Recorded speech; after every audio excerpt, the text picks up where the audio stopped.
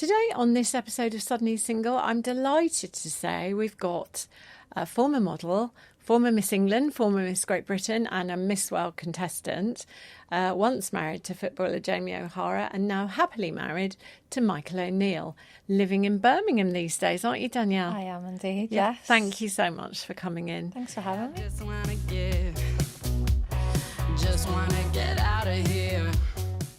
The first question is, how are you? I'm good, actually. I'm just tired. Obviously, got the kids off school, so that's a bit stressful at the minute. But for anyone who hasn't seen your social media or hasn't read a paper, Danielle recently got diagnosed with skin cancer, didn't you? Yes, I did, yes. And that's your last operation was only 10 days ago. I mean, I'm amazed that you made it down here today and I'm very grateful. Oh, yeah, it's been really, really stressful time, to be honest. Like, obviously, from finding out that I've had skin cancer and then having it removed and now having to have something else removed, it's been really stressful, but I'm just getting on with life, and I think I'm not one of those people to sort of mope around, so... This is a plus and a minus, isn't it? Because you've got 5 kids, 4 boys, oldest one 15 and the baby 3, little Autumn. I mean, 3 is quite, boy or girl, that's quite a force to be running around after all day, isn't it? She was a massive handful. Yeah. So on the one hand, no time to think about I'm not well, and on the other hand, exhausting, I would imagine. Yeah, it is exhausting. It's exhausting being a mum at any time, but obviously I've had a lot going on mentally and then obviously physically with my operation, but as mums do, they just get on with it. You have no choice, right? We have no choice. But you do, because you post rarely these days on social media. Probably about once a year. But you do, well, you do, because I've been looking at it. You posted about being diagnosed with skin cancer. So why did you do that? What was the reason? It was the day I actually found out, and I really just wanted to raise awareness. It was my initial thought was just wow, if this can happen to me, this can happen to anyone. I had myths in my mind that it only happened to fair hair, blonde, blue-eyed people with really light skin. I'm really olive. And you're only 41? Only 41, and honestly this can happen to anyone, and I just wanted to raise awareness of you need to get yourself checked out. I never thought this could happen to me, and it has. So if you've got concerns, go and get yourself checked out. And the amount of people and messages I got was just incredible. Obviously some really horrific stories and some really inspirational ones, and then some people saying that obviously my story had made them go and get checked as well. Because the first, you had a freckle on your shoulder. Yeah, so it was on, the first freckle was on my collarbone, and it was just never there before. And I noticed that this freckle started to go bigger and more disshaped and then really dark.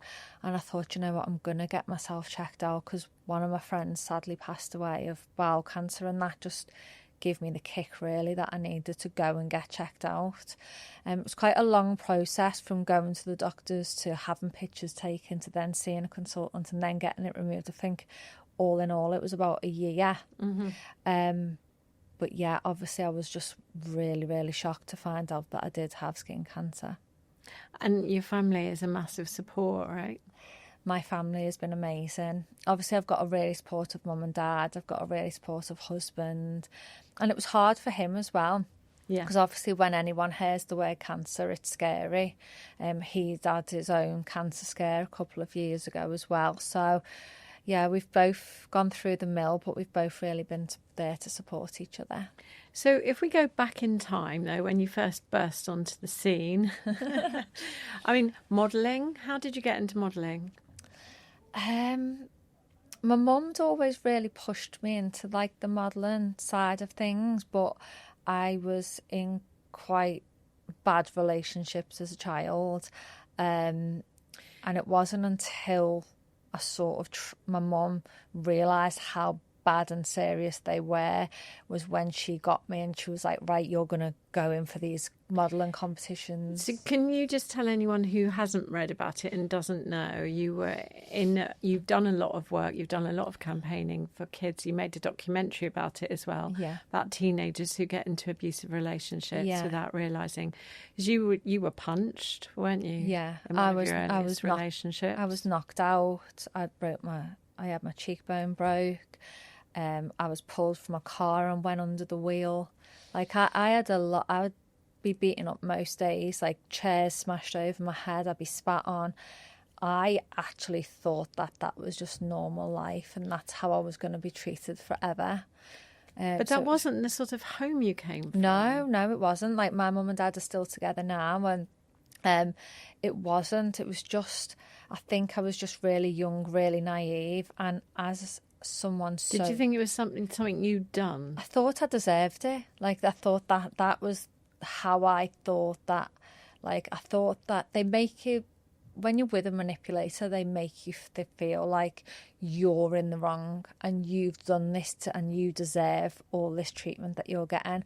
But then they're very clever, because then they will twist it and they will make you feel like, one, you've only got them to rely on, so they segregate you from everyone, and two, they will make you feel like you're the most loved person in the world, although they're doing this to you.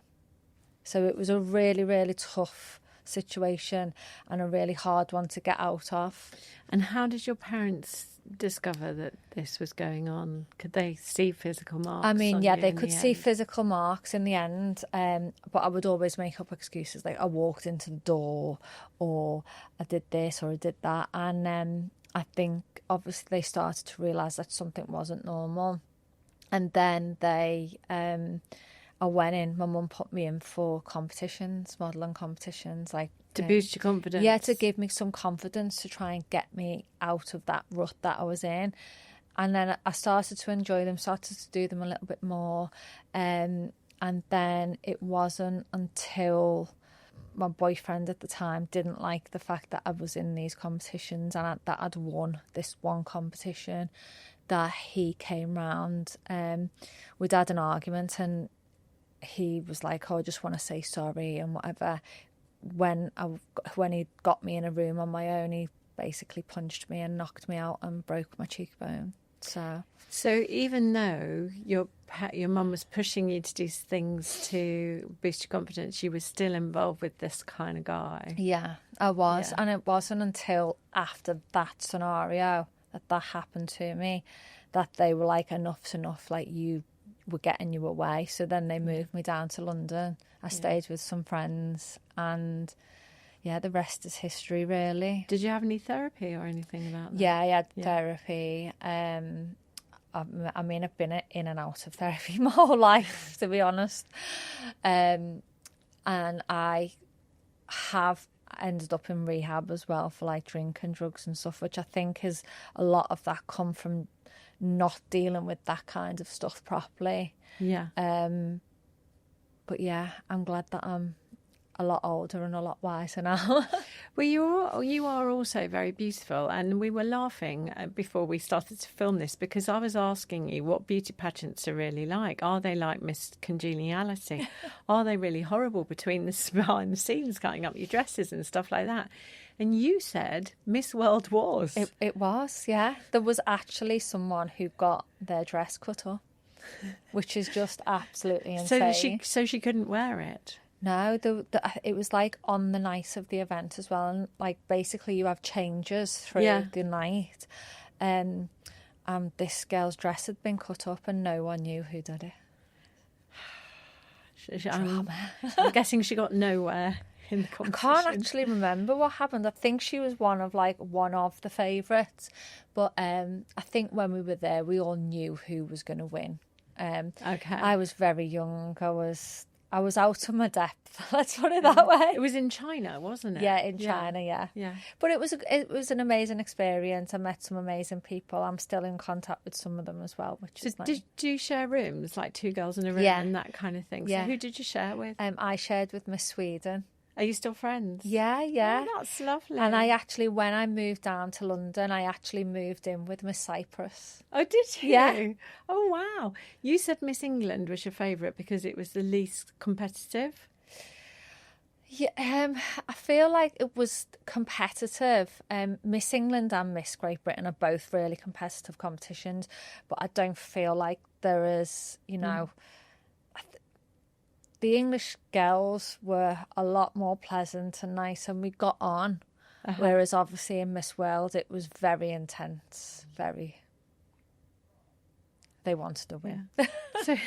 So how do you think your background, like being in beauty pageants, etc., helped you prepare for the highs and lows of sort of your public life that sort of followed? But, you know, famous. Yeah. You were sort of like the ultimate wag at one point, weren't you? You were. I feel like my whole life's had ups and downs from obviously teenage years throughout, but I feel like I'm just such like because I went through that violent time of my life, I feel like that also made me a very strong character. So like I could put up with a lot, but at the same time, you know, there's been times when I've been absolutely trolled online and it's been really difficult, but I'm quite thick-skinned, so we get over it. Do you know, someone once gave me a really great piece of advice: never read anything written about you. Just don't read it, then you can't get upset by it, because I think, you know, what sort of sad person sits in their bedroom writing rubbish about someone else? Really? Yeah, exactly. It's because they're not happy with their own lives that they do that. Yeah, exactly.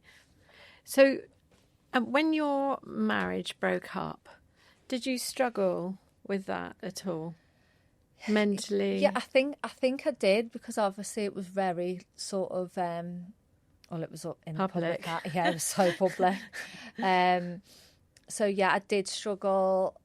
Again, turned to alcohol, got really depressed. But I had my 3 kids there to, you know, give me that sort of like, right, come on, let's get on with this. Like, you've got them. I think to a certain extent, when you've got children, you have to pull it together. Yeah, you can't let them see you, you know, in the gutter sort of thing. So I was like, no, that's it. Like, I'm not, at that point, I was not going to take any shit from anyone ever again. Like, I've been through enough in my time. So I was just being the best mum I could be. Did you make a conscious decision to not date, to not look for anyone else, and to just be a mum for a while? Yeah, I did. Like, I was just enjoying, obviously, being with my kids and being single, and just having fun with friends again. Yeah. Well, trying to. And then how much did you try dating apps or anything? How long did you leave it before you thought actually like a date? I didn't do any dating apps. Like, none. I've never been on a dating app. Haven't you? No, never. No, never swiped? Never swiped, wow. No. I mean, I've seen my friends do it, but no, not me. Because I feel like, I don't know, back in the day, like, we didn't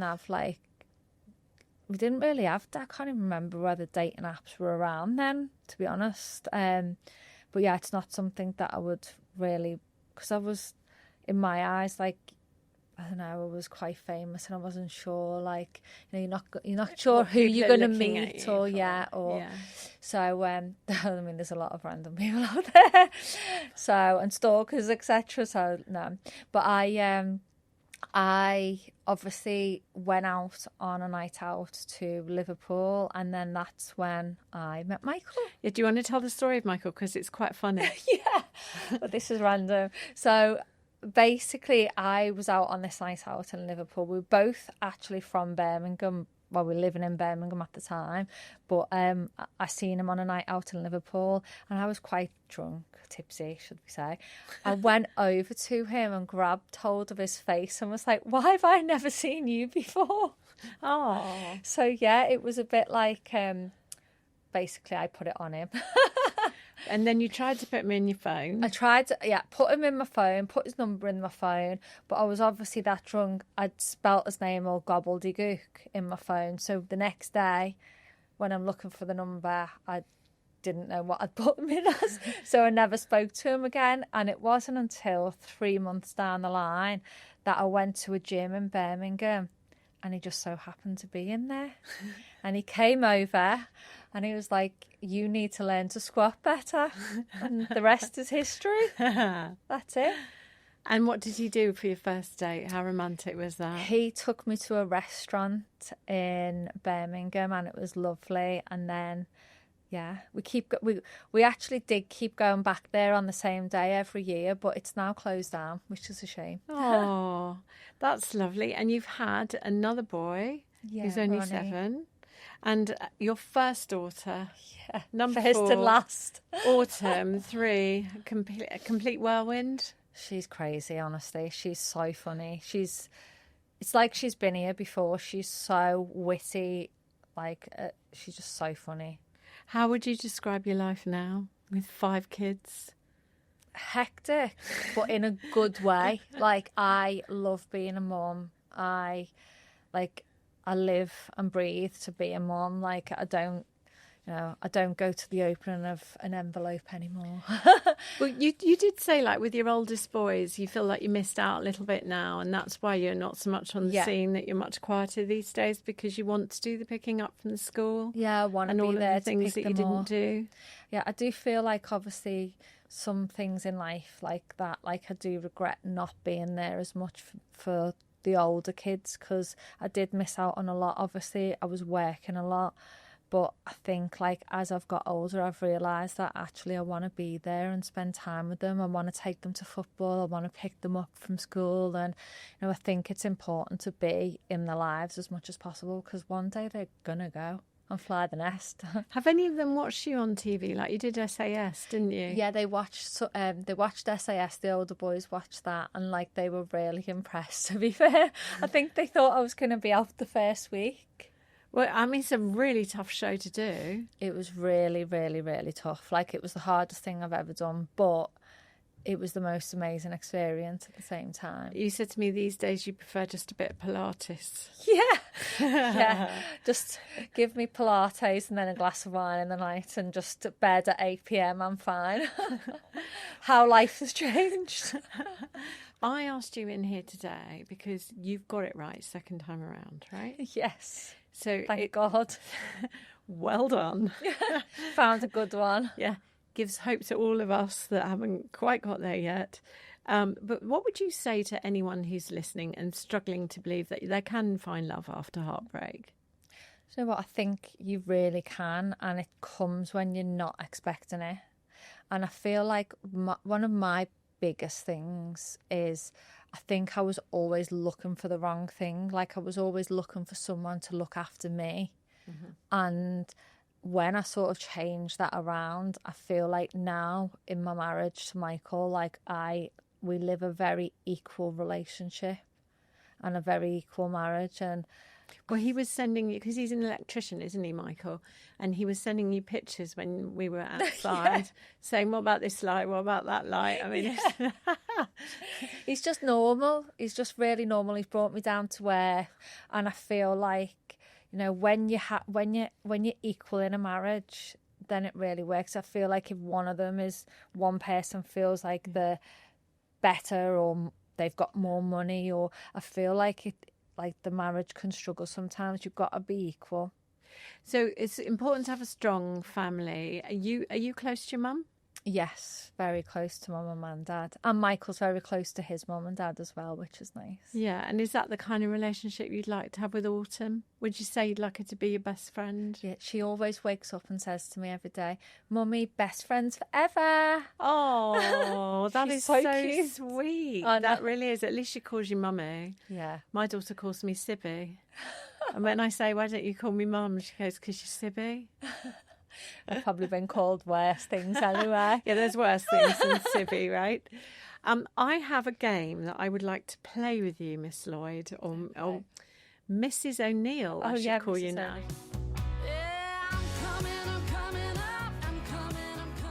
Mother-in-law, worst enemy or best friend? She's absolutely one of my best friends. Oh. I ring her up about Michael all the time and she always takes my side. So Does she? Yeah. Oh, well done. Yeah. Well done. What's her name? Kim. Well done, Kim. Well done. Okay, I would say, going to take the fifth. I have a boyfriend at the moment. His mum is fabulous. But in my long and winding road of dating history, I would say only 3 mothers have ever liked me. And I tell you what, it's really interesting. The 3 mothers that have liked me have all been workers. They've all worked. Yeah. And I think there is a justification of yourself somewhere in that. Yeah. That the mums that didn't like me never worked. I'm very like him. She's very motherly. She likes to do everything for the family. Yeah. And I'm just very much like her. I think that's why we get on so well. Yeah. It's interesting, isn't it? Yeah. Tattoos. Would you have any? And would it put you off a man if he's got them? I have got quite a few tattoos. Have you? Yeah. And I do regret some of them, to be fair. Okay. But Michael hasn't got any, and I prefer that he hasn't got any. Yeah, I don't like a tattoo. No, I must be honest. I'm actually contemplating getting rid of mine. And do you know what? A friend, well, 2 things. One, my granddad was in the army, so he was massively tattooed. He died at the age of 84, and they'd gone green by that time because they're washed so much that they just lose their fade. And he always used to show my brother and say, "Boy, never have this, right? Never do that." This is it, right? You're convincing me now. I need to book in tomorrow. Well, no, not necessarily. I think they can look really beautiful. And you know, we've had Kerikatona. People have very like delicate ones now, like little, Yeah. like that. You know, they're small, but I have got quite a big one. Not a massive one, but it's on my shoulder. What is it? And then I've got this absolute piece of tack on my arm, which I have started to get removed. It's a butterfly with stars. It's fading. Okay, but why did you have it? Because one of my mates was getting the same one. I think, and now I don't even speak to that person. Okay. Right. Okay. Maybe that one can go. But when I spoke to Kerikatona, because she's been on the show, she's got her both of her daughters, Lily and Molly, because her mum tried to slit her wrists in front of her, and she said that's a reminder to me that no matter how low I ever get, I would never do it. Yeah, I've actually heard Kerry say that before. Actually, that's really powerful. It's very powerful. So I would say the reason for the tattoo as well makes a bit of a difference. Yeah. But if if I'm just physically looking at someone, I prefer them not to. Yeah. I would say. Male-wise, I mean, I don't know. Well, Autumn sticks stickers all over and says she's Does got she? tattoos. Well, you can get a bit of fake henna, can't you? Yeah. I mean, you don't have to have one that stays on. If you No. feel like Autumn doing won't it be for getting 5 any. minutes. No. Unless she does it behind my back. Well, okay, now this is for you. Do you believe in star sign characteristics? And did you ask Michael what his star sign was when you met him? Yes. You do? I'm a big believer in star signs. Like, I'm a Sagittarius. Really So what does that mean? Outgoing, fiery. And then Michael is a Leo, and he is exactly the same as my mum. So them pair clash. Like, they're not clash badly, but like, because when you're the same person, like, they're quite strong-willed. Yeah. And I don't know whether the word's opinionated, but like, they believe everything they say is right, and they remember. And being everything. a Leo, I agree with them. Oh, there you go. Most romantic holiday you have ever been on? So we actually got married in Dubai. So okay. And we took all our family there. There was like 40 of us, so it was quite intimate. So I think that would be my favourite holiday that we ever went on, because obviously we got married while we were there. And then we went on to the Maldives for our honeymoon, which was incredible. But me and Michael like adventure and stuff, so it was a bit boring, to be honest. Although it was nice to actually relax and see. Like, but you get, a few days and it's like, right, get me out of here. I have to say, since COVID, I actually quite like holidaying in the UK. Yeah. The kids love going to Cornwall. Oh, do they? Yeah, with Kim and Wayne, they go on holiday down there. And I always say to Michael, we should go. And he's like, what, and stay in a tent? I'm like, yeah. And I was like, I'd love it. And he's like, Dan, stop telling yourself you're going to love sleeping in a tent because I don't believe you. And I'm like, no, I really would. But Well, as long as there's a decent, clean toilet and shower facility. Yeah. Because the sleeping in the tent's no problem. no, exactly. Yeah, it's quite fair. And the kids love it. Yeah. Now, during COVID, you had quite a tough time, didn't you? You didn't like staying in during COVID. No, I didn't. I really, really struggled. Like, I suffer badly anyway with anxiety, and like just the thought of not being able to leave the house, and obviously having 5 kids at home and having to homeschool and stuff, my anxiety and my stress levels just went through the roof, and I got really, really poorly, to be fair. Yeah. Mentally, Yeah, it was hard. mentally, yeah. Because I can imagine trying to teach a 15-year-old and a baby, or whatever he was at the time, probably 12. Yeah, well, Harry obviously has Yeah. got learning difficulties, Yeah. so, and he's got dyslexia and stuff, and it was really, really tough because I'm dyslexic as well, and trying to do them all and make them sit down at the same time, I was like, I can't go with this. So half the time I was like, do you know what? That's enough for the day. We're going, yeah. Go and do Joe Wicks. Oh, yes. Joe Wicks. Did you do him? I think everyone was Yeah, I doing think Joe Wicks everyone to try and... He saved a lot of minds, Joe Yeah. Wicks, I Yeah. think, during that Just go time. and play in the garden. It was Yeah. really nice weather, wasn't it? But Yeah, it yeah. was beautiful when it first happened. Yeah, but I really did struggle, and I did end up going on antidepressants, to be fair, but I managed to get off them, which I didn't ever want to be on them forever, but I also understand Why people... when I'm having an episode or when I get anxious, like I could be sitting on the train on the way home tonight and something just comes over me and my chest gets tight, I can't breathe properly, and it's nothing that anyone's done to me. Do you think at one point that's why you drank? Because I will be honest and say I do use alcohol as a coping mechanism when I'm stressed. Yeah. For sure. Yeah, definitely.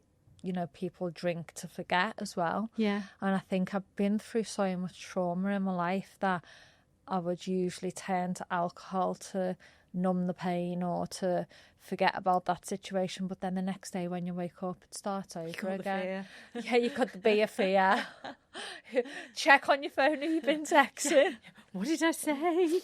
And then alcohol actually gives you anxiety.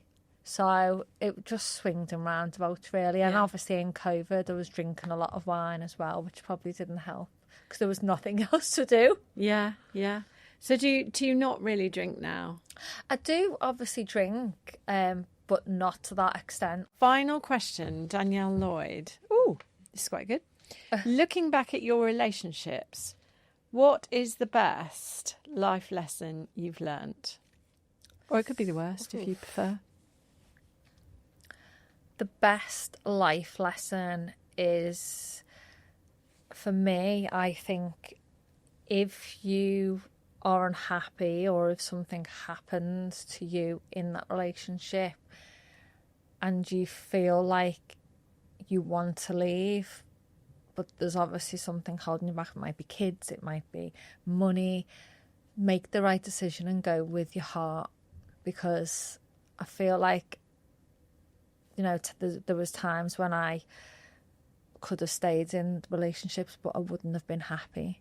And look to the future and think about, especially if you've got kids, I think, like, look and think to yourself, is it going to be a happy life for them kids seeing you argue and stuff like that? I feel like you should, you know, have the willpower to know that life goes on and you can be happy again. Do you know what? I completely agree with you. Mine would be pretty similar. One life lesson that I've learned is, even if it's something that you don't want or something unexpected, usually 6 months later you're in a better place for it, and ultimately you think, wow, if that hadn't have happened, I wouldn't have done this or I wouldn't be here, and it's usually for a reason. Yeah, well, I wouldn't have Ronnie and Autumn, would I? No, you wouldn't. So exactly, I've got my dream, I've got my dream man, and I'm really, really happy. I've been brought back down to earth. I am now a normal human being, well, as normal as a Sagittarius can be. And almost in your new house. Almost. So almost in your new house. So thank you for coming in, Danielle. I really Thanks for appreciate having you. It's been a pleasure. Thank you. Thanks.